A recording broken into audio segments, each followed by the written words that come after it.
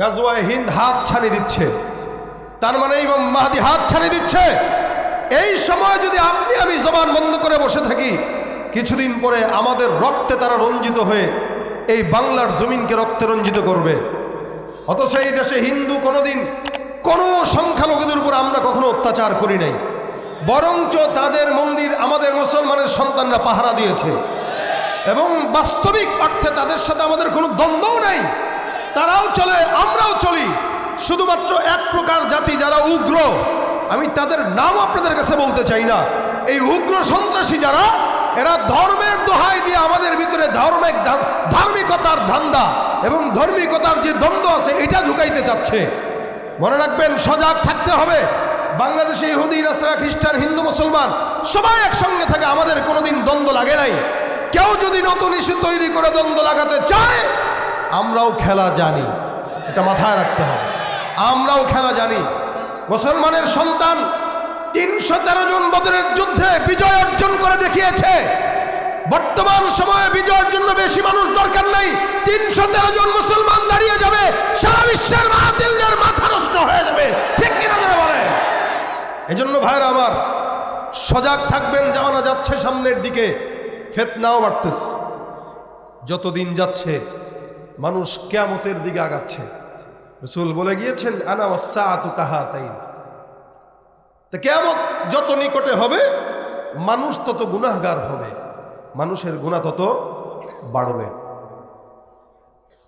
তবে 50 বছর আগে যেই গুনাহ ছিল, আজকের সেই গুনাহ এক নয়।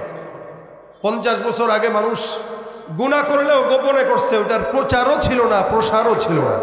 أما بعد فأعوذ بالله من الشيطان الرجيم. بسم الله الرحمن الرحيم.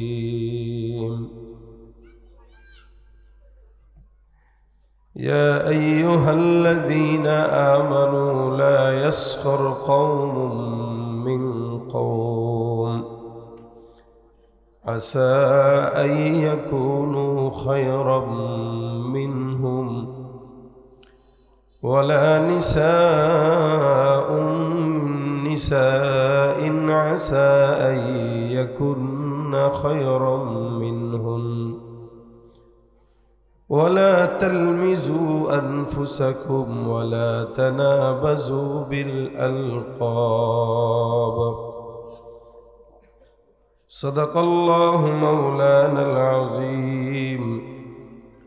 وقال النبي صلى الله عليه وسلم: الغيبة أشد من الزنا، أو كما قال عليه الصلاة والسلام.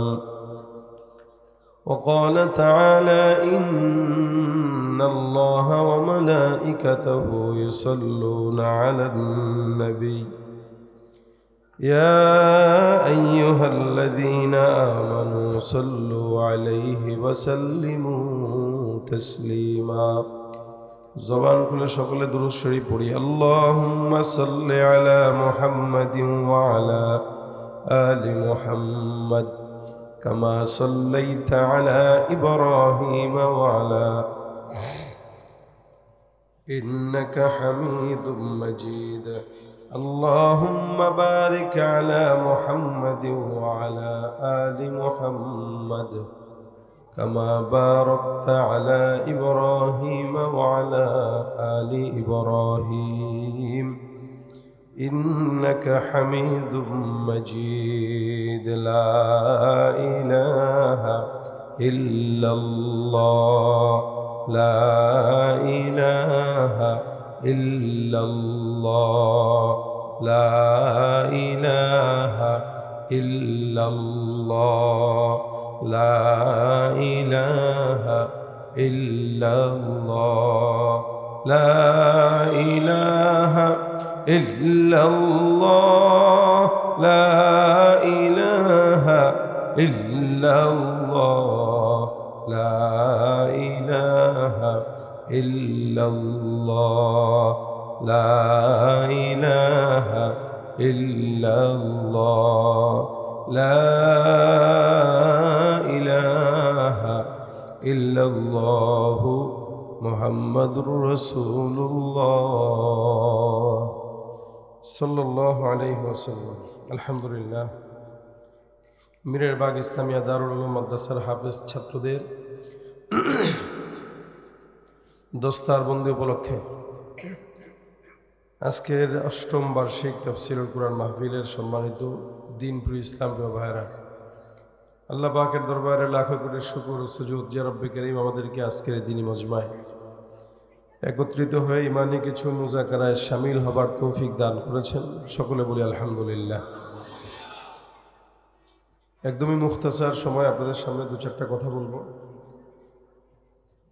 আল্লাহ পাক যদি আমাকে যে কথাগুলো বলবো এগুলো যেন আমাদেরকে আমলের নিয়তে বলার শোনার তৌফিক দান করেন।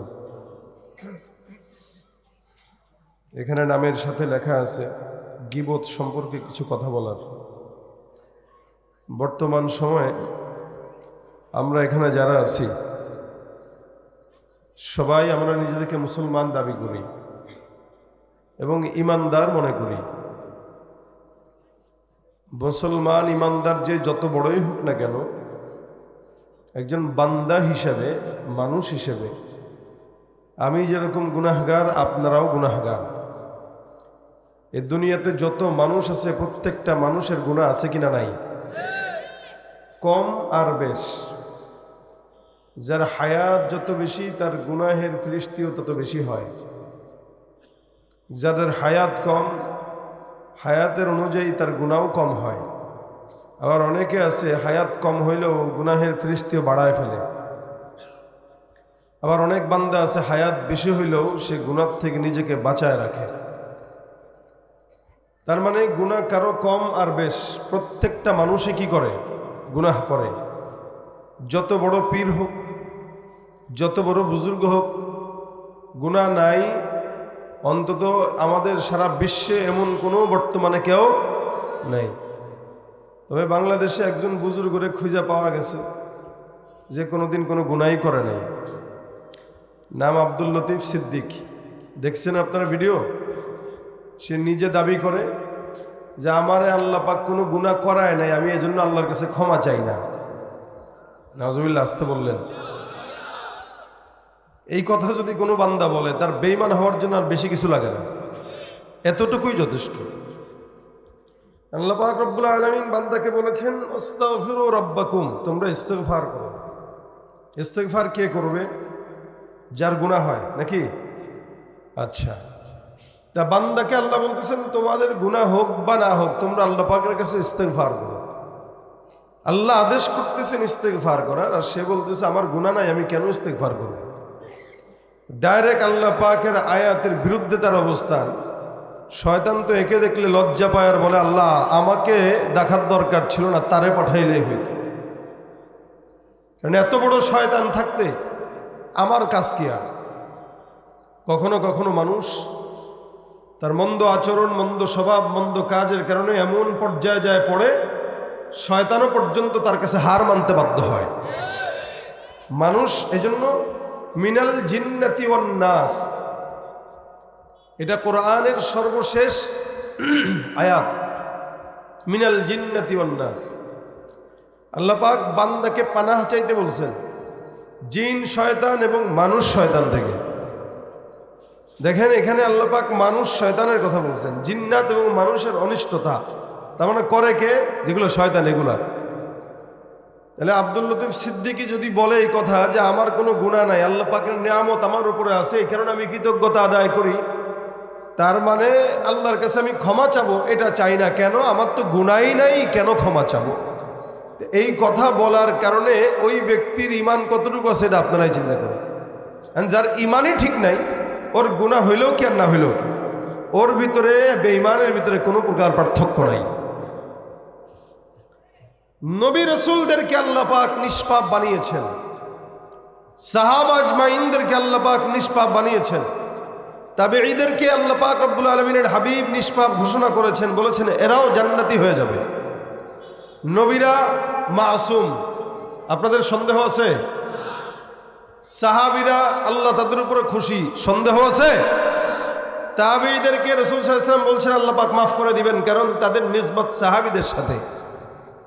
খায়রু উম্মতি করনি সুম্মাল্লাযীনা ইয়ালুনাহুম সুম্মাল্লাযীনা ইয়ালুনাহুম, এই তিন জামানা উত্তম। এরপরে যত জামানা, সব জামানার মানুষ যত দিন যাবে গুনাহের দিকেই ধাবিত হবে। এজন্য আজকে থেকে 100 বছর আগের গুনাহ আর এখনের গুনাহ এক নয়। 50 বছর আগের গুনাহ আর এখনের গুনাহ এক নয়।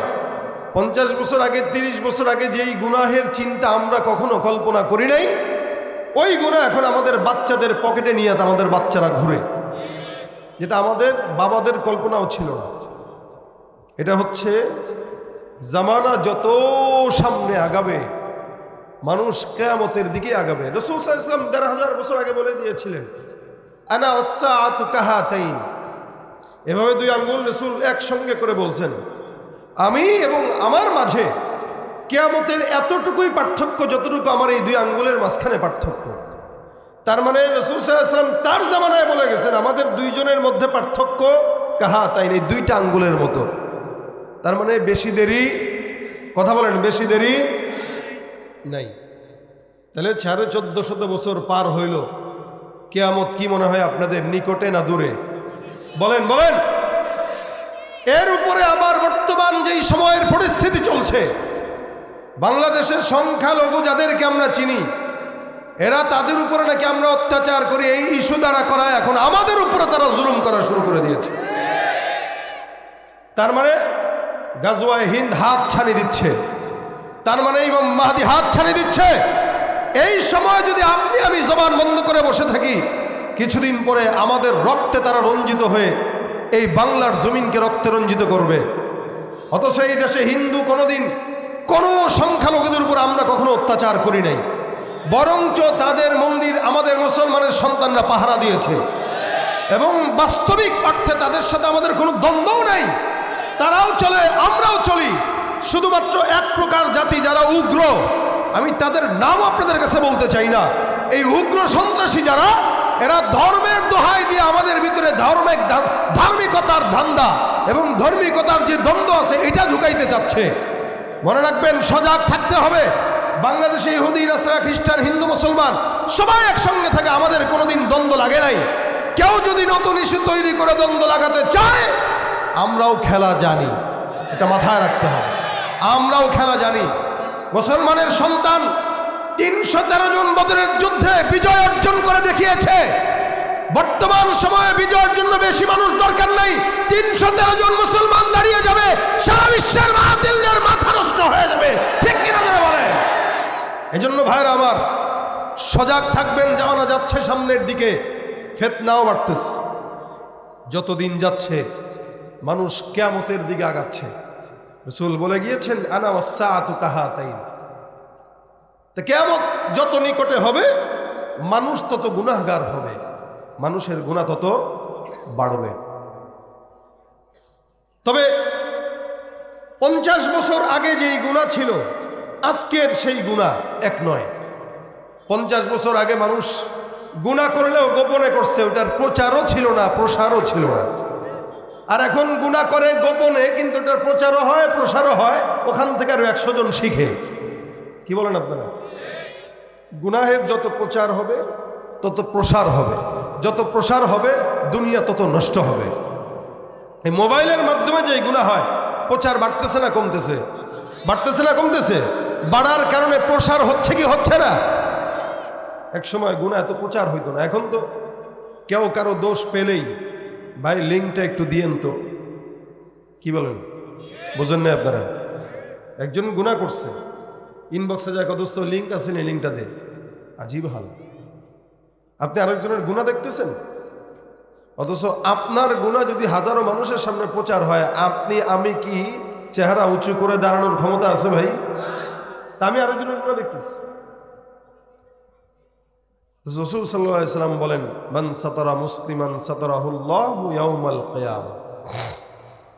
কোন মুমিন, কোন মুসলমান যদি কারো দোষ গোপন রাখে, তো আল্লাহ পাক কিয়ামতে তার দোষ গোপন রাখবেন। সুবহানাল্লাহ। আস্তে বলে, কেউ যদি দুনিয়াতে কারো দোষ গোপন রাখে। এই জন্য আমি বলছি গুনাহগার না এমন কেউ নাই, প্রত্যেকটা বান্দা গুনাহ করে। তবে মুমিনের গুনাহ একরকম, বেঈমানের গুনাহ আরেক রকম। মুমিন গুনাহ করে ভিন্ন, বেঈমান গুনাহ করে ভিন্ন। যারা ঈমান নাই, যারা নামাজ কালাম পড়ে না, ইসলাম পছন্দ করে না, এরা গুনাহ করে নারী মদ নিয়া, এরা জেনা করে, এরা মদ পান করে, এরা ঘুষ খায়, এরা দুর্নীতি করে, জনগণের টাকা চুরি করে বিদেশে পাচার করে। যারা ইমানদার এরা এই গুনাহ করে না। এরা মদও খায় না, নারী নিয়ে মেতেও থাকে না, দুর্নীতিও করে না, কাউকে ঠকায়ও না, ওজনে কমও দেয় না, নামাজও ছাড়ে না, হজও ছাড়ে না, জাকাতও নষ্ট করে না, সব ঠিকঠাক মতো চলে। লেকিন ইমানদারের পছন্দনীয় একটা গুনাহ, সেই গুনাহটার নাম হলো গীবতের গুনাহ। ইমানদার এটা খুব পছন্দ করে। কেন গীবতের গুনাহ ইমানদারের পছন্দ জানেন? কারণ শয়তান দেখে সে কোনো গুনাহ করতেছে না, একটা জায়গায় তো তারা লাগায় রাখতে হবে। এমন জায়গায় লাগায় রাখছে যে এই জায়গাটায় লাগলে তার আমল আস্তে আস্তে উই পোকা যেরকম মানুষের সম্পদ নষ্ট করে, ওই গীবতের গুনাহ মানুষের আমলকে এভাবে নষ্ট করে দেয়। এই জন্য মুমিনের পছন্দনীয় গুনাহ হচ্ছে কি? গীবতের গুনাহ। বলেন, গীবতের গুনাহ। গীবতের গুনাহ বান্দার আমলকে নিরিবিলিভাবে, গোপনীয়ভাবে ধ্বংস করে। এই জন্য আল্লাহ পাক রব্বুল আলামিন বলেছেন, এই তোমরা গীবত করো না, ওয়ালা ইয়াগতাব বা'দুকুম বা'দা, তোমরা একে অপরের গীবত করো না। মসজিদে ঢুকছে, নামাজ পড়ছে, বের হয়ে সাথে সাথে চায়ের দোকানে বসে বসে হুজুর করলোটা কি? কি বলেন? চায়ের দোকানে বসে বসে বক্তা বলে গেল কি? ওই মেম্বার কি করলো, নেতায় কি করলো? যারা দুনিয়ার মানুষ সবার তলের যত ময়লা আছে এগুলো নিয়ে এসে নাড়াচাড়া করে, কিন্তু নিজের তলায় যে ময়লার অভাব নাই ওটা দেখারও সময় তার নাই। এটা হলো ইমানদারের কাজ। তালিম করতে বসছে 10 জন, বিসমিল্লাহির রহমানির রহিম দিয়ে তালিম শুরু করে শেষ করার পরে গীবত দিয়ে শেষ করে। বাস্তবতা।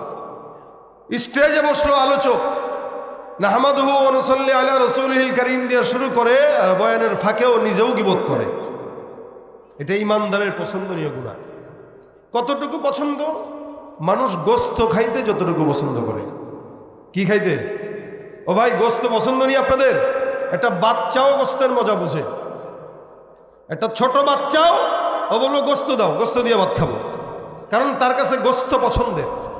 আল্লাহ পাক বলেন, যারা গীবত করে ওদের তুলনা আল্লাহ পাক মৃত ভাইয়ের গোস্তের সঙ্গে দিছেন। কেন? মানুষ গোস্ত খাইতে পছন্দ করে, ঠিক গীবত যখন করে তখন সে যেন তার মৃত ভাইয়ের গোস্ত খায়। কিন্তু কারোর সামনে যদি তার মৃত ভাইয়ের গোস্তকে রান্না করে দেওয়া হয়, সে কি খাবে? খাবে না, সামনে খাবে না। কিন্তু অগোচরে গীবতের মাধ্যমে সে তার আপন মরা ভাইয়ের গোস্ত খাচ্ছে। নাউযুবিল্লাহ মিন যালিক। এই জন্য আল্লাহ বলেন, আইয়ুহিব্বু আহাদুকুম আইয়াকুলা লাহমা আখিহি মাইতান ফাকারিহতুমু। আল্লাহ পাক রব্বুল আলামিন বলেন, কেউ তোমরা একজন আরেকজনের গীবত করো না। ওয়ালা ইয়াগতাব বা'দুকুম বা'দা ওয়ালা ইয়াগতাব বা'দুকুম বা'দা। খবরদার, খবরদার, মুমিন যেন কেউ আরেকজন একজনের গীবত শিকায়াত না করে। কারণ এই বান্দা নামাজ পড়ে, রোজাও রাখে, হজ করে, যাকাত আদায় করে। মুমিন বান্দা কোনো গুনাহ করে না, অন্যায় করে না, কাউকে ওজনে কম দেয় না, ঠকায় না, কাউকে গালি দেয় না। কিন্তু যখন এক মজলিসের মধ্যে বসে নিজের অজান্তেই আরেকজন মুমিন ভাইয়ের দোষ ত্রুটি নিয়ে আলোচনা করে, এই দোষ ত্রুটি নিয়ে আলোচনা করার মাধ্যমে যে ইবাদতগুলো করলো, সব ইবাদত আস্তে আস্তে ধ্বংস হয়ে গেল। এই কারণে ভাইয়েরা আমার, আল্লাহ পাক রব্বুল আলামিন বলেন, খবরদার, মুমিন যেন কেউ একজন আরেকজনকে গীবত না করে। মুমিন যেন কেউ একজন আরেকজনকে ছোট চোখে না দেখে। মুমিন যেন কেউ একজন আরেকজনকে কুৎসা না রটায়। মুমিন যেন কেউ একজন আরেকজনকে বাজে বড় মন্তব্য লকব দিয়া না ডাকে। কারণ কি? আল্লাহ পাক রব্বুল আলামিন বলে, বান্দা তোমরা যখন কথা বলবা ভয় করবা। আইয়ুহিব্বু আহাদুকুম আইয়াকুলা লাহমা আখিহি মাইতা ফাকারিহতুমু। এ বান্দা, তোমরা যখন কথা বলো, গীবত যখন করো, তোমাদের কাছে এটা পছন্দ মনে হয়, তোমরা কি নিজের আপন ভাইয়ের, মৃত ভাইয়ের গোশত খেতে পছন্দ করো? না, না। আল্লাহ পাক বলেন ফাকারিহতুমু, তার মানে তোমরা এটা পছন্দ করো। সুতরাং ওয়াত্তাকুল্লাহ, আমি আল্লাহ বললাম জবান দিয়া যখন কথা বলবা অন্তরের মধ্যে ভয় রাখতে হবে কার? জবান দিয়া কথা বলবা, অন্তরে থাকবে আল্লাহর ভয়। অন্তরের মধ্যে ভয় নিয়ে কোনো ইমানদার মুমিন যখন কথা বলবে তার কথাটা ভালো কথা হয়। অন্তরের মধ্যে যদি মাওলার ভয় না থাকে, ইমানদার যখন কথা বলবে তখন গীবত শিকায়াত করে। এই কারণে আল্লাহ পাক রব্বুল আলামিন বলে, হে মুমিনের দল, তোমরা যখন জবান দিয়া কথা বলবা খবরদার জবানকে এলোমেলো করো না।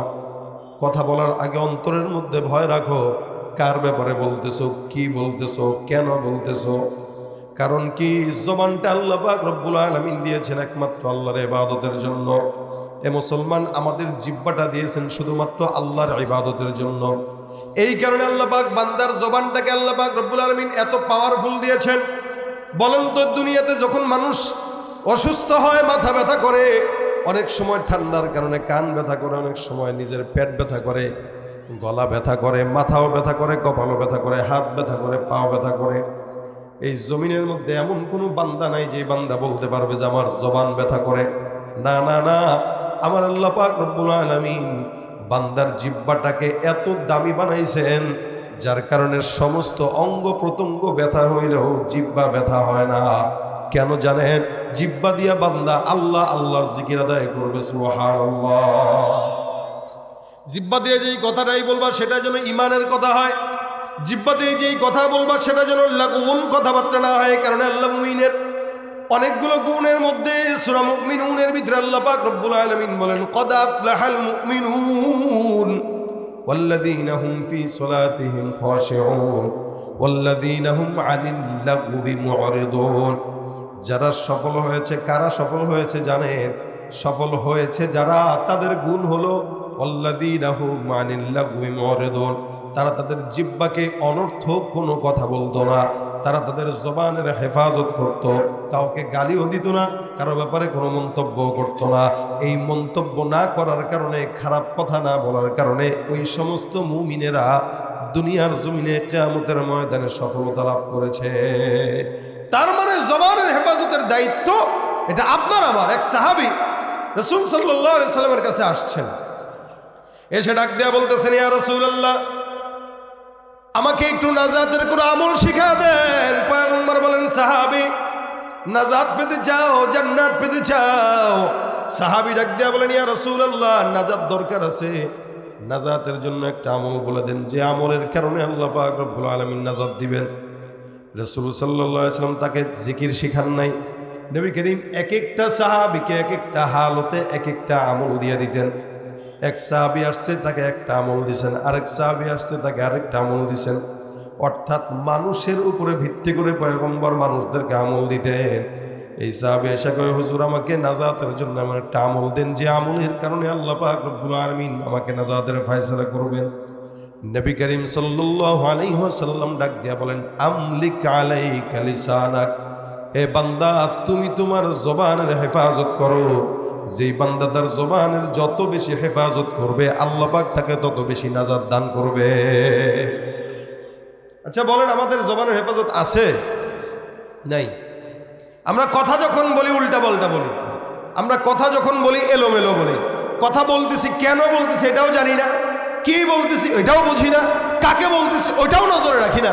কি আমার বাপের বয়সী, আমার ওস্তাদের বয়সী, আমার বড় ভাইয়ের বয়সী, নাকি আমার ছোট, না আমার সমবয়সী? কাকে বলবো, কি বলবো, চিন্তা ভাবনা ছাড়া একটা ফুট করে জবান দিয়ে কথা বের করে ফেলি। আর ওই জবানের কথা আমার নাজাত নষ্ট করে আমার জাহান্নামের কারণ হয়। শুধুমাত্র কথার কারণে। এই জন্য হযরত আবু বকর সিদ্দিক রাদিয়াল্লাহু তাআলা আনহু, উনি একবার জিহ্বাটাকে এরকম বের করে, এই জিহ্বাকে এরকম টিপ দেয় আঙুল দিয়ে, ডানে একবার নিয়ে টানে, বামে একবার নিয়ে টানে, পিছনে একবার নেয়, উপরে একবার নেয়, বারবার জিহ্বা টানে। সাহাবী একজন দেখে ডাক দেয়া বলেন, আবু বকর, কাহিনী বুঝলাম না, আপনার মতো একজন সাহাবী পাগলের মতো কেন ব্যবহার করতেছেন? বলে, কি ব্যবহার? বলে, যে আপনি বারবার জিহ্বাটাকে নিয়ে ডানে নেন, বামে নেন, এই কেন করেন আপনি? আমাকে একটু বর্ণনা বলেন তো। আবু বকর সিদ্দিক রাদিয়াল্লাহু তাআলা আনহু ইসলামের কত নম্বর খলিফা? হ্যাঁ, 1 নম্বর। এত বড় একজন খলিফাতুল মুসলিমিন, আবু বকর ডাক দিয়ে বলো, ও ভাই, আমি আমার জিহ্বাটাকে একটু শাসন করার নিয়তে বারবার এরকম করে টান দেই, ডানে নেই বামে নেই। কারা শাসন করে? জিহ্বা। আচ্ছা, জিহ্বা কিছু বুঝে রে শাসন করে যে? বারবার ডান দিয়া বামে নেয়, টান দিয়া বামে নেয়, উপরে নেয়, আবার হুট করে একটা টিপ দিয়া কয়, জিহ্বা খবরদার, নিজেকে নিজে সংযত রাখ, উল্টাপাল্টা মন্তব্য করবি না, কারো ব্যাপারে গীবত করবি না। এ সাহাবী, জানো আমি আমার জিহ্বাটাকে বারবার শাসন করি, কারণ হলো এই জমিনের মধ্যে যত মানুষকে বিপদের মধ্যে পড়তে দেখলাম শুধুমাত্র জবানের খেলাফের কারণেই দেখলাম। শান্তি নাই, সম্মান নষ্ট হয়, ওয়েটও নষ্ট হয়, ঠিক কিনা? জবানের হেফাজত নাই, তার সম্মানের হেফাজত নাই। এই জন্য রাসূল সাল্লাল্লাহু আলাইহি ওয়াসাল্লাম অন্য হাদিসের মধ্যে বর্ণনা করেন, তুমি আমাকে দুইটা জিনিসের গ্যারান্টি দাও, আমি তোমাকে জান্নাতের গ্যারান্টি দিব। সুবহানাল্লাহ। রাসূল বলেন, কয়টা জিনিসের গ্যারান্টি? এক নম্বর, নবী বলেন, তোমার দুই পায়ের রানের মাঝখানে যে জিনিস আছে, অর্থাৎ লজ্জাস্থান, তুমি তোমার লজ্জাস্থানের গ্যারান্টি দাও, আমি তোমাকে জান্নাতের গ্যারান্টি দিব। এক নাম্বার কিসের গ্যারান্টি? লজ্জাস্থানের গ্যারান্টি। রাসূল বলেন, দুই নাম্বার, যেটা তোমার চোয়ালের মাঝখানে যে জিহ্বা আছে, এই জিহ্বার গ্যারান্টি দাও আর লজ্জাস্থানের গ্যারান্টি দাও, আমি তোমাকে আল্লাহর জান্নাতের গ্যারান্টি লিখে দিয়ে দিব। সুবহানাল্লাহ। যার এটার কন্ট্রোল নাই, ওর সম্মানেরও কন্ট্রোল থাকে না, যে কোনো সময় কথার কারণে সম্মান চলে যায়। আমাদের বাংলাদেশের সাবেক প্রধানমন্ত্রী শুধুমাত্র জিহ্বার কারণেই তো শেষ হয়েছে না? উল্টাপাল্টা একটা কথা বলে দিছে রাগ মাথায়। কি বলছে বলেন? সে নিজে কল্পনা করছে যে এই শব্দ করার কারণে আমার হেলিকপ্টারে উঠতে হবে। হ্যাঁ, চিন্তা করছে? জবানের হেফাজত কত বড় দামি, এই স্পষ্ট প্রমাণ দেখেন। আবার নতুন করে উপদেষ্টা মণ্ডলী হয়েছে, আরেকজন আইসা উল্টাপাল্টা মন্তব্য করছে, কেউ এটা বলে, একবার এটা বলে, এদেরও উপদেষ্টা পদ গেছে। কিসের কারণে? ওই জবান দিয়ে উল্টাপাল্টা কথা বলছে। এই জন্য জবানের কথা বড় দামি কথা। এটা যদি কারো হেরফের হয় তো তার সম্মান নিয়ে টানাটানি হয়, শুধু সম্মান না, মসনদ ছুটে যায়।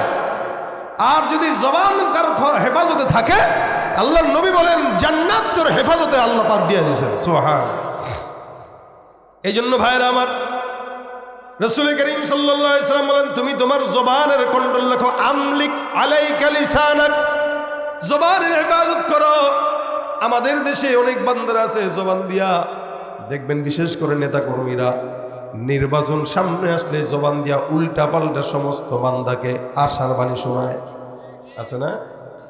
আমরা ভোট দিয়েন, এটা দিমু, ওইটা দিমু, ওইটা দিমু। মূলত এগুলা জবান দিয়ে আমাদেরকে শোনায় আর কি, শোনানোর জন্য, কিন্তু একটাও আদায় করে? রাস্তাঘাট সব পুকুর বানায় রেখে দেয়। যদি 10 কোটি টাকা সরকারের তরফ থেকে নেয়, 2 কোটি টাকার রাস্তা, 8 কোটি নিজের পকেটে। কথা তো কিন্তু এটা ছিল না, কথা ছিল আমি আমার সর্বোচ্চ দিয়ে আপনাদের সেবা করব। আমি আপনাদের দাস, আমি আপনাদের গোলাম, কিন্তু পাশ হওয়ার পরে আমরা তার গোলাম হই, সে আমাদের মুনিব হয়ে যায়। জবানের ঠিক নাই, এজন্য ক্ষমতাও ঠিক থাকে না। যখন ক্ষমতা যতদিন থাকে ততদিন সম্মান সালাম থাকে, ক্ষমতা থাকে না তো মানুষের পিডানির ভয়ে বিদেশে পালায়। কথা বলেন ঠিক কিনা ভাইরা আমার? এই কারণে জবান অনেক বড় দামি জিনিস। রাসূল বলেন, তুমি এই জবানের হেফাজতের দায়িত্ববোধ নিবা, গ্যারান্টি দিবা, আমার থেকে জান্নাতের গ্যারান্টির কাগজ নিয়ে যাবা। জান্নাত না পাইছো তার রাসূলকে বলল। সুবহানাল্লাহ। কত বড় কথা, কত বড় কথা। এই কারণে আল্লাহ বলেন, আল্লাযীনা হুম আনিল লাগwi মুরিদুন, ইমানদার যারা লাগুন কথাবার্তা থেকে নিজেদেরকে হেফাজত রাখে। আবু বকর সিদ্দিক রাদিয়াল্লাহু তাআলা আনহু বলেন, আমি আমার জিহ্বাটাকে হেফাজতের জন্য বারবার বারবার বারবার শাসন করি, আমার জবান যেন অন্য কোনো উল্টাপাল্টা মন্তব্য না করে। কারণ দুনিয়াতে যত মানুষকে দেখলাম, সব মানুষকে শুধুমাত্র তাদের জবানের কারণেই বেইজ্জতি হতে দেখেছি। তার মানে জবানের হেফাজত যার আছে, ওই বান্দার সম্মানের হেফাজত করেন কে? চায়ের দোকানে বসে নামাজটা পড়ে গীবত করতেছেন, আপনি জানেন না কার গীবত করেন, কেন করেন? নবী করিম সাল্লাল্লাহু আলাইহি ওয়াসাল্লাম হাদিসের মধ্যে বর্ণনা করেন, এই গীবত কি জানো? আবু হুরায়রা থেকে বর্ণিত, আবু হুরায়রা বলেন, আতাদরুনা মাল গীবা? রাসূল বলেছেন, এই গীবত কি জানো? সাহাবা একরাম ডাক দেয়া বলেন, আল্লাহু আ'লামু ওয়া রাসূলুহু। সাহাবা একরামদের এটা একটা আদব ছিল, যত বেশি জানতেন না কেন বলতেন আল্লাহ আল্লাহর রাসূল ভালো জানেন।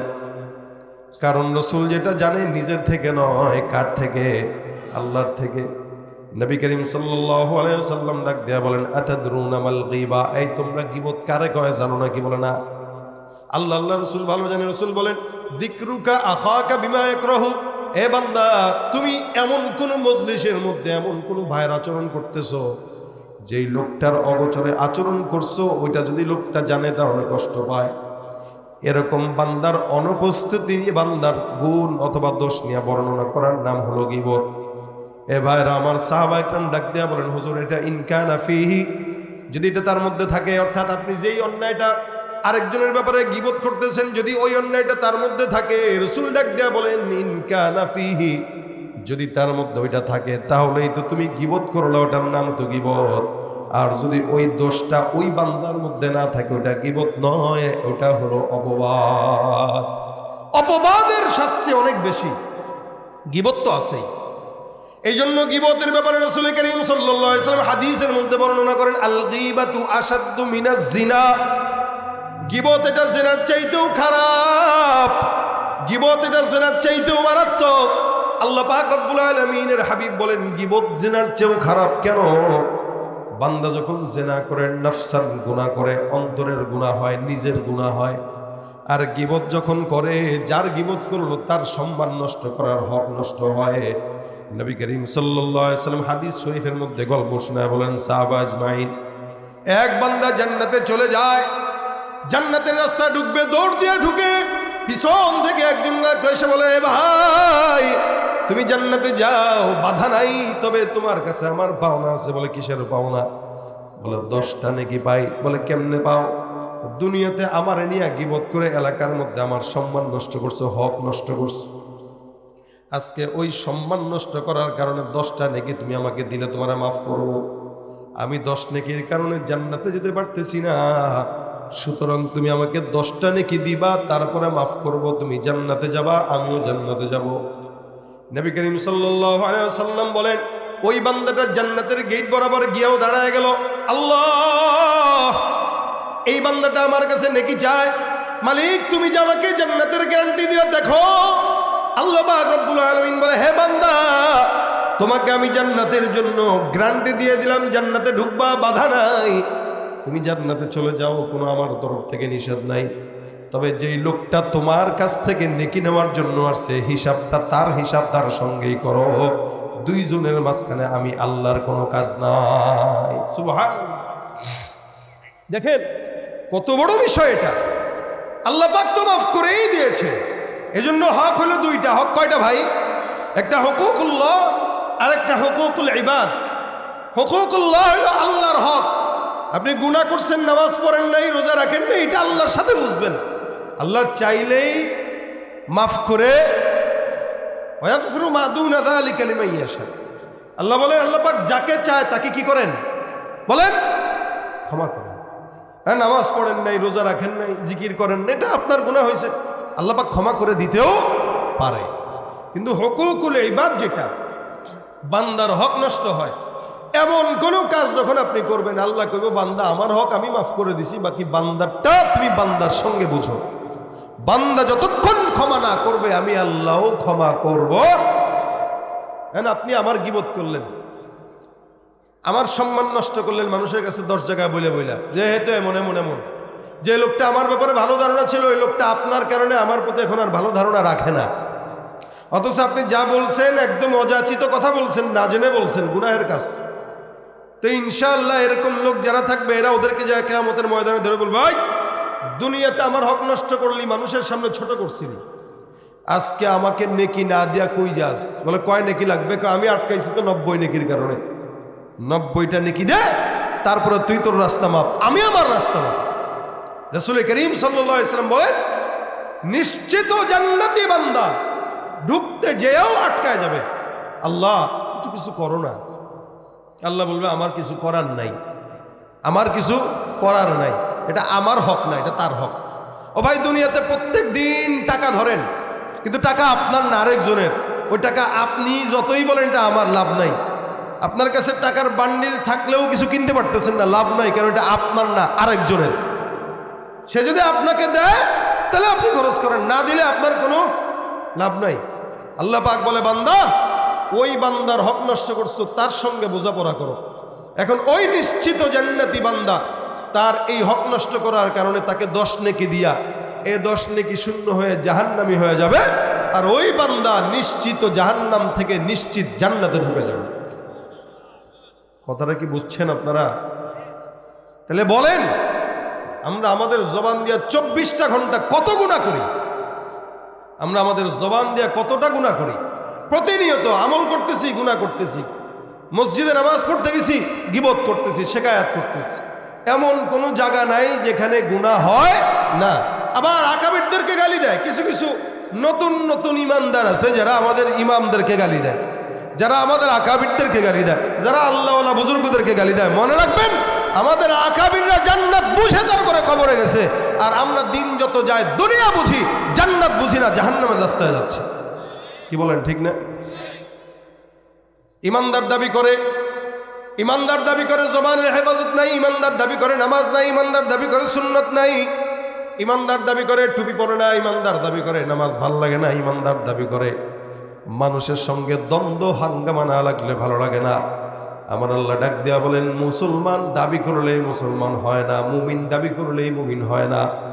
এই জন্য আল্লাহ পাক ঘোষণা করেন, মিনান নাসি মান ইয়াকুলু আমান্না বিল্লাহ ওয়া বিল ইয়াউমিল আখির ওয়া মা হুম বিমুমিনিন। মানুষের মধ্যে এমন এক দল থাকবে যারা নিজেরা নিজেদেরকে মুমিন বলে দাবি করবে, কিন্তু আমি আল্লাহ বললাম, যাদের কাজের মধ্যে মুমিনের কোনো পরিচয় নাই, এরা যতই মুমিন দাবি করুক, এরা মুমিন নয়, এরা মুনাফিক, এরা ভণ্ড, এরা বেঈমান। ঠিক কিনা? তুমি নিজে নবীর উম্মত দাবি করো, সুন্নাহ মানো না, নবীর অপমানে তোমার হৃদয় কাঁদে না। নবীর উম্মত দাবি করো, সুন্নাহ মানো না, নবীর অপমানে তোমার হৃদয় কাঁদে না। তুমি বিজাতীয় সংস্কৃতিতে সপেছ পরাণ, তুমি বিজাতীয় সংস্কৃতিতে সপেছ পরাণ। তুমি কেমন মুসলমান, তুমি কেমন মুসলমান? নামাজের সাথে নাই পরিচয়, মানো না কোরআন, নামাজের সাথে নাই পরিচয়, মানো না কোরআন। তুমি কেমন মুসলমান, তুমি কেমন মুসলমান? তুমি সুদের টাকায় প্রাসাদ গড়ো, ঘুষ ছাড়ো না, দিন দুঃখী না খেয়ে মরে খবর রাখো না। ঠিক কিনা? সুদের টাকায় প্রাসাদে গড়ো, ঘুষ ছাড়ো না, দিন দুঃখী না খেয়ে মরে খবর রাখো না। তুমি ঘুষ খেয়ে বিচার করো সাজিয়া প্রধান, তুমি ঘুষ খেয়ে বিচার করো সাজিয়া প্রধান। তুমি কেমন মুসলমান, তুমি কেমন মুসলমান? নামাজের সাথে নাই পরিচয়, মানো না কোরআন, নামাজের সাথে নাই পরিচয়, মানো না কোরআন। তুমি কেমন মুসলমান, তুমি কেমন মুসলমান? বলেন তো, মুসলমান কি নামের নাম না কামের নাম? বলেন। কাজের, কাজের। ক্বালু সামি'না ওয়া আতা'না, যা শুনবো তাই কি করব? কথা বুঝে না, কি করব? সামি'না ওয়া আতা'না, শুনবো, ইতাআত করব, শুনবো, মানবো। আর ইহুদি খ্রিস্টান নাসারা বেঈমানদের হালত হইল সামি'না ওয়া আসাইনা, শুনবো, এক কান দিয়ে ঢুকাবো, ছাগলের মতো আরেক কান দিয়ে বের করে দেবে। আর মুসলমান যদি হাল এই হয়, প্রতিদিন ওয়াজ শোনার পরেও যদি গীবত বন্ধ না হয়, প্রতিদিন ওয়াজ শোনার পরেও যদি নামাজ না ধরতে পারে, প্রতিদিন ওয়াজ শোনার পরেও যদি নিজের পরিবর্তন না হয়, ভাই এই জাতি হইল ইহুদি জাতির মতো, যারা শুনে আর ছাগলের মতো বের করে। কথা ঠিক না? এই জন্য রসুল বলেন, তোমরা দুইটা জিনিসের গ্যারান্টি দাও, আল্লাহ পাকের হাবিব বলতেছেন আমি জান্নাতের গ্যারান্টি দিব। এই জন্য রসুল সাল্লাল্লাহু আলাইহি সাল্লাম বলতেছেন, আমলিক আলাইকা লিসানাক, তুমি তোমার জবানের হেফাজত করো। কারণ যে জবান যত বেশি চুপ, ওই জবান তত আগে নাজাত পায়। সুবহানাল্লাহ বিহামদি। মান সাকাতা নাজাত। রাসূল বলেন যে যত বেশি চুপ থাকে সে তত বেশি কি পায়? নাজাত পায়। নাজাতের সবচেয়ে দেখবেন বোবা মানুষের কোনো শত্রু আছে? নাই। বোবার কোনো শত্রু নাই, পাগলের কোনো শত্রু নাই। এনে বুঝে টুঝে না, বাস ও নিজের মতো নিজের দেশে নিজেই রাজা। বোবাও ঠিক এরকম, সারা দুনিয়ার মানুষের সঙ্গে চলবে ফিরবে, তার কোনো শত্রু নাই, কারণ সে কথাই বলতে পারে না। এই জন্য যে ব্যক্তি যত কম কথা বলে ওই ব্যক্তির শত্রুতাও তত, শত্রু মানুষও কম, ওই ব্যক্তি বিপদেও পড়ে কম। কথা বলবো না এটা না, উত্তম কথা বলবো, কারণ কথা এটা দামি জিনিস, এটা মানুষের ভিতরে থাকে। আল্লাহ পাক যদি আমাদেরকে বলতেন এক একটা কথার কারণে 10 টাকা করে আমাকে বিল দিবা, এই জীবনে কত কথা বলছি ভাই, টাকা দিতে দিতেই তো শেষ হয়ে যেতাম, বাড়ি গাড়ি করতাম নাকি? পারতাম। কিন্তু আল্লাহ পাক জবানটাকে আমাদেরকে একদম আনলিমিটেড দিয়ে দিয়েছেন, যত মন চায় তত কথা বলতে পারতেছে। এই বেশি পায়ে গেছে, এই কারণে আমাদের জবানের কোনো হেফাজত নাই। যদি লিমিট হয়ে যেত যে 1 বছরে এত শব্দ, এই বেশি শব্দ ব্যবহার করতে পারবো না, তাহলে প্রতিদিন শব্দ একটা করে বলতো আর গণতো যে কয়টা বাকি আছে গুনি, কি বলেন? কিন্তু আল্লাহ পাক এটারে ফ্রি দিয়ে দিছে। এই জন্য বান্দা যা মন চায় মুখ দেয়া তাই বলে, যা মন চায় তাই করে। রাসূল সাল্লাল্লাহু আলাইহি ওয়াসাল্লামের জামানায় 2 জন মহিলা রোজাদার, তো এই রোজাদার ব্যক্তি 2 জন হুট করে পিপাসার কারণে বসে রয়েছে, মরার মতো হালত হয়ে গেছে। সাহাবে একদিন জায়গায় রাসূলুল্লাহ 2 জন মহিলা রোজাদার অবস্থায় এমন হাল, পানির পিপাসা লাগলো। রাসূল করিম সাল্লাল্লাহু আলাইহি ওয়াসাল্লাম বলেন, যাদের পানির পিপাসা লাগছে মনে হয় এরা গোশত খেয়েছে, যার কারণে পানির পিপাসা লেগেছে। সাহাবী কয়, হুজুর গোশত খাইলো কেমনে? রোজাদার মানুষ। নবী বলেন, গোশত না খাইলে তো পানির পিপাসা লাগার কথা না। দেখবেন কাচ্চি যত বেশি খান পানি লাগে কি লাগে না? কাচ্চি গোশত আছে, এমনিও যদি গরুর গোশত খান পিপাসা লাগে, এগুলো মানুষের পানির পিপাসা বাড়ায়। সাহাবী বলতেছেন, হুজুর এই 2টা মহিলার হাল এরকম এরকম। রাসূল বলেন, এটা নিশ্চিত গোশত খাইছে, যার কারণে আমি বললাম তো তোমরা শুনে নাও। সাহাবী কয়, চল রাসূলের কাছে চল। 2 জন মহিলাকে নবীর কাছে নিয়ে গেলেন। রাসূল সাল্লাল্লাহু আলাইহি ওয়াসাল্লাম ডাক দিয়া বলেন, তোমরা নিশ্চিত নিজেরা গোশত খেয়েছো? সাহাবী মহিলা ডাক দিয়া কয়, হুজুর না না, গোশত খাই নাই হুজুর, এমনি পানির পিপাসা রাসূল লাগছে। রাসূল বলেন, না না, এমনি পানির পিপাসা লাগার কথা না। এ ভাইরা আমার, সাহাবী 2 জনকে রাসূল সাল্লাল্লাহু আলাইহি ওয়াসাল্লাম ডাক দিয়া বলেন, শুনো, বিশ্বাস যদি না হয় 2টা পাত্র নিয়ে এসে তাদের সামনে দাও, পাত্রর মধ্যে তাদেরকে বলো বমি করার জন্য, দেখবা তাদের পেট থেকে গোশত মাংস পচা দুর্গন্ধওয়ালা বের হয়। আল্লাহর নবী সাল্লাল্লাহু আলাইহি ওয়াসাল্লাম যখন আদেশ করলেন, আল্লাহর নবী সাল্লাল্লাহু আলাইহি ওয়াসাল্লামের কথা অনুযায়ী মহিলা 2 জন গলার মধ্যে আঙুল দিয়ে বমি করার ট্রাই করলো।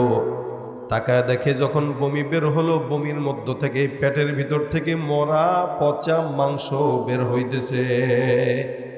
রাসূল সাল্লাল্লাহু আলাইহি ওয়াসাল্লাম বলেন, সাহাবা একরাম, এই যে তার পেট থেকে, তার বমি থেকে পচা গোশত বের হয়, তোমরা কি জানো নিশ্চিত এই 2 জন মহিলা রোজার হালতে একজন আরেকজনের সঙ্গে অন্যকে নিয়ে গীবতের আলোচনা করছে।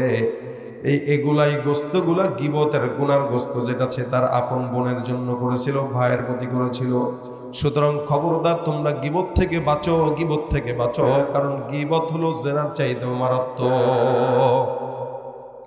এ ভাইরা আমার, এই জন্য আল্লাহ পাক রব্বুল আলামিন ডাক দিয়া বলেন, লা ইয়াসখার কওমুম মিন কওম। মানুষ গীবত করে কখন জানেন? যখন একজন আরেকজনকে ছোট মনে করে, ছোট চোখে দেখে। আমি যদি আপনাদের ছোট চোখে দেখি তাহলে না গীবত করব। আর নিজের থেকে যখন অন্যকে বড় চোখে দেখে, তখন অন্যের ব্যাপারে, বড়র ব্যাপারে কোনো গীবত করে না। সে মনে করে, আল্লাহ এই লোকটা আমার চেয়ে কত বড়, তার গীবত আমি করব। কিন্তু যখনই সে আরেকজনকে ছোট চোখে দেখে, তার অন্তর থেকে খারাপ বাজে মন্তব্য আরেকজনের ব্যাপারে বের হয়। এই কারণে আল্লাহ পাক বলেন, লা ইয়াসখার কওমুম মিন কওম আসা আন ইয়াকুনু খায়রাম মিনহুম ওয়ালা নিসাউম মিন নিসাইন আসা আন ইয়াকুননা খায়রাম মিনহুম। আল্লাহ পাক রব্বুল আলামিন বলেন, খবরদার পুরুষরা, মুমিনেরা, ইয়া আইয়ুহাল্লাযীনা আমানু লা ইয়াসখার কওমুম মিন কওম, তোমরা কোনো কমকে ছোট চোখে দেখবা না। পুরুষেরা তাদের বংশ নিয়ে গর্ব করে, রাজনীতির দল নিয়ে করে। দেখবেন এদেশের যারা রাজনীতি করে নোংরা, আমাদের বাংলাদেশের রাজনীতি সবই নোংরা। এই নোংরা রাজনীতি যারা করে স্টেজে উঠা এক দল আরেক দলকে চোর বলে। কিন্তু বাংলাদেশের স্বাধীনতার পর থেকে এখনো পর্যন্ত যারা ক্ষমতায় আসছে আর গেছে, আমি বলবো সবাই একই পাখির দুই ডানা। আসতে কইলেন আপনারা ভাই, আপনারা আওয়ামী লীগ করেন, বিএনপি করেন, আপনাদের হিসাব, কিন্তু আমি এই সবগুলোরই চোর মনে করি। কথা সত্য, কথা স্পষ্ট। আপনারা দল করতে পারেন, কিন্তু আমি এদের সবগুলোরই চোর মনে করি। কারণ যারা ক্ষমতায় ছিল এগুলোও চোর ছিল, যারা আসবে আসবে ভাব এরাও এখন চুরি করা শুরু করছে। এই জন্য এগুলো সব চোর। এদের মধ্যে কোনো মানবতা নাই, কোনো ইসলামী মূল্যবোধ নাই, এদের ভিতরে কোনো প্রকার আল্লাহর ভয় নাই। যদি থাকতো তাহলে নোংরা রাজনীতি করতে পারতো না। এই জন্য এই দেশে শান্তি তখন আসবে যখন কোরআন সুন্নাহর আইন আসবে। আপনারা কি মনে হয়? ইন্নাদ্দীন ইনদাল্লাহিল ইসলাম, আল্লাহ বলতেছেন আল্লাহর কাছে মনোনীত ধর্ম ইসলাম। ইসলাম ছাড়া অন্য জায়গায় খুঁড়ে খুঁড়ে শান্তি তালাশ করবেন, কিয়ামত পর্যন্ত খুঁজবেন, পাবেন না। যারা আসবে যারা যাবে সব দুর্নীতিবাজ আর চোর হবে। ঠিক কিনা জোরে কর? যাদের হাতে যায় ক্ষমতা দেশ যেন বাপের ভিটা, রাখতে চেয়ার শুরু করে বিদেশিদের পাচাটা। যাদের হাতে যায় ক্ষমতা দেশ যেন বাপের ভিটা, রাখতে চেয়ার শুরু করে বিদেশিদের পাচাটা। বিদেশিদের কথা মতো চালায় ওরা নিজের দেশ। দেখতে দেখতে গোল্লায় গেল আমার সোনার বাংলাদেশ। একে একে শেষ করেছি সবার দেখা হইল শেষ। দেখতে দেখতে গোল্লায় গেল আমার সোনার বাংলাদেশ। দেখতে দেখতে গোল্লায় গেল আমার সোনার বাংলাদেশ। কেউ দিল না সবাই নিল, আমরা যে কলুর বলদ। সারা বছর নেয় না খবর, নির্বাচনে খুব দরদ। কেউ দিল না সবাই নিল, আমরা যে কলুর বলদ। সারা বছর নেয় না খবর, নির্বাচনে খুব দরদ। নির্বাচনের আগে নেতায় ধরে কত রকম বেশ। নির্বাচনের আগে নেতায় ধরে কত রকম বেশ। দেখতে দেখতে গোল্লায় গেল আমার সোনার বাংলাদেশ। দেখতে দেখতে গোল্লায় গেল আমার সোনার বাংলাদেশ। ঠিক না? রাগ করছেন কেউ আপনারা? সমস্যা নাই, যারা রাগ করবে এদের ক্ষমতা আর নাই, এখন রাগ করে লাভ নেই। তবে আমরা ক্ষমতা থাকতেও বলছি, না থাকতেও বলি। যতদিন আবার কেউ আসবে তাদের বিরুদ্ধে বলবো। মূলত কোনো দলের বিরুদ্ধে আমাদের কথা না, চোরের বিরুদ্ধে আমাদের কথা, দুর্নীতিবাজের বিরুদ্ধে আমাদের কথা, বদমাশের বিরুদ্ধে আমাদের কথা, জেনাকারীর বিরুদ্ধে আমাদের কথা, সন্ত্রাসীর বিরুদ্ধে আমাদের কথা, হকের পক্ষে আমাদের কথা। ঠিক কিনা ধরে কর? আর আপনি যদি হকের বিপক্ষে থাকেন তাহলে আপনি রাগ করেন। হকের বিপক্ষে আছেন কেউ? আল্লাহ হকের পক্ষে থাকার তৌফিক দান করুন। রাসূল করিম সাল্লাল্লাহু আলাইহি ওয়াসাল্লাম বান্দাকে বললেন, তোমরা কোন, আল্লাহ পাক বলেন তোমরা কোন কওমকে ছোট চোখে দেখো না।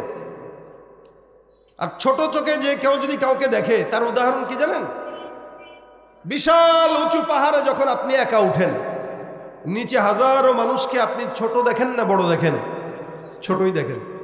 আপনার চোখ কয়টা? দুইটা। তার মানে আপনি অনেক বড় উঁচু পাহাড় থেকে দুইটা চোখ দিয়ে নিচে মনে করেন 100 মানুষ আছে। এই নিচের 100 মানুষকে আপনি কি দেখলেন? ছোট দেখলেন। আচ্ছা বলেন তো, নিচে যে 100 মানুষ আছে এদের চোখ কয়টা? হ্যাঁ, কথা কয় না? 200টা। এবার নিচের মানুষগুলো আপনারা কি দেখে? কথা কয় না। তাহলে আপনি উপর থেকে 100 জনের 2 চোখ দিয়ে ছোট দেখতেছেন, আর নিচের 100 মানুষ 200 চোখ দিয়ে আপনাকে ছোট দেখতেছে। সুতরাং আপনি অহংকার করা, কাউরে ছোট মনে করার কোনো সুরত নাই। কারণ ইমাম হাসান আল বসরি রহমতুল্লাহ আলাইহি কথা বলেছেন, বান্দা তুমি যে অহংকার করবা, তোমার অহংকার করার কোনো সুযোগ নাই। তুমি তোমার পরিচয় জানো না, এই কারণে তুমি অহংকার করো। যদি পরিচয় জানতো অহংকার করতে না। তোমার পরিচয় কি? আউয়ালুকা নুতফাতুন মাযরা ওয়া আখিরুকা জিফাতুন কাযরা ওয়া বাইনা যালিকা তাহমিলুল আযরা। তোমার পরিচয় হলো তোমার শুরুটাও ছিল নাপাক এক ফোঁটা পানি দিয়া, তোমার শেষটাও যখন হয় নাপাক পানি দিয়েই হয়, নাপাকের মাধ্যমেই হয়। মাঝখানে সারা জিন্দগি তুমি যে পেটের ভিতরে যেগুলো নিয়ে ঘুরো ওগুলো পায়খানা নাপাক। তা তোমার শুরুও নাপাক, শেষও নাপাক, মাঝখানে যেগুলো পেটে থাকে ওগুলোও নাপাক। তা তুমি নাপাক জিনিস ভিতরে নিয়ে অহংকার করো, অহংকার তোমার দ্বারা সাজে। সুতরাং লা ইয়াসখার কওমুম মিন কওম আসা আন ইয়াকুনু খায়রাম মিনহুম ওয়ালা নিসাউম মিন নিসা আসা আন ইয়াকুননা খায়রাম মিনহুম। কোন পুরুষ যেন কোনো পুরুষকে ছোট চোখে না দেখে, এমনকি কোনো নারী যেন কোনো নারীকে ছোট চোখে না দেখে। নারীদের গর্ব হলো তার স্বামী নিয়া, কি নিয়া? স্বামী আর বাপ, স্বামী আর বাপ, এরপর হয় সন্তান। এরা এক গজত আলোচনা করবে এগুলো নিয়ে করে, আপনার ছেলে কি পাইছে গো জিপিএ 5? আরে আমার ছেলে তো পারলে ওইটার উপরে। আপনার স্বামী কি গো? আমার স্বামী তো এই। আপনার জামাই কি? আমার জামাই এই। আপনার বাপে কি? আমার বাপে। এমনকি স্বামীর কাছে পর্যন্ত বাবার নিয়ে গর্ব করে। আপনি আমার চিনেন না আমার বাবা কি? এটা হলো নারীদের গর্ব। একসাথে যখন বসে এক নারী আরেক নারীর, ভাই আমার শাশুড়ি তো এই, আরে ওর শাশুড়ি তো এই, মানে নারীদের কাজই হলো এগুলো। এ কারণে আল্লাহ পাক বলেন খবরদার আলা নিসা উম্মিন নিসা আসা আন ইয়াকুননা খায়রাম মিনহুম। কোনো নারীকে ছোট চোখে দেখবা না, কারণ আপনি যাকে ছোট চোখে দেখতেছেন হতে পারে আল্লাহর দরবারে তার দাম বেশি, আপনার কোনো দাম নাই, হইতে পারে না? আচ্ছা আমি সাঈদ, আমার নামে আল্লাহ পাক কোরআনে বলেছেন ফামিনহুম শাকীয়ুন ওয়া সাঈদ। কিয়ামতের ময়দানে একদল থাকবে সৌভাগ্যবান আর একদল থাকবে দুর্ভাগ্যবান। কারা? ফামিনহুম শাকী, তাদের মধ্যে কেউ দুর্ভাগা, ওয়া সাঈদ, কেউ সৌভাগ্যবান। তা আমার নাম অনুযায়ী আমি বলতে পারি আল্লাহ পাক আমার সৌভাগ্যবান বানাইছেন, কিন্তু যতক্ষণ জান্নাত না পাবো সৌভাগ্যবান আমি হতে পারি নাই। আমার দাম কুকুরের দাম সমান। আমি তখন সৌভাগ্যবান হব যখন আল্লাহ পাক আমার জান্নাতে নিবে, জান্নাতে যে রাসূলের সাথে ঘুরবো, তখন বলবো না আলহামদুলিল্লাহ আমি সাঈদ, আসলেই সাঈদ। কি ঠিক না? আর এর আগ পর্যন্ত এটা কুকুরের হিসাব নাই, কিন্তু আমার হিসাব হবে। কুকুর তো এমনি এমনি শেষ, আমার তো একটা জায়গায় আটকাবে আল্লাহ, নাকি?